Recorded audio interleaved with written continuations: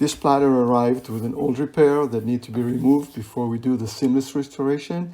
We use a mini torch, in this case, to remove the old adhesive. Notice that I'm not too close to the platter with the flame, and I'm moving to the right and the left of the repair line for even heat distribution. Try to see if it's separated. No success.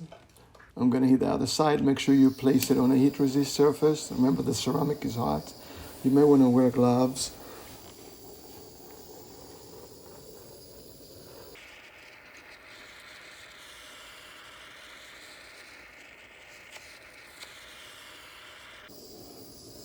I'm gonna try again. Success, it's separated. We use a Dremel. We plug in the 511 abrasive on. It's an easy fit style. It works really well.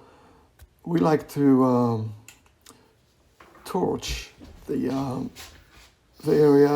It comes off easier. You don't have to do that. It's going to take a bit longer if you don't heat it up.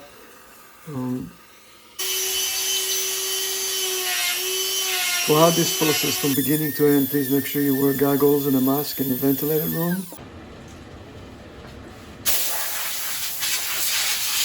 It's all done and ready to be restored seamlessly. The next steps. Visit our website for many tutorials and to see how this plate was finished.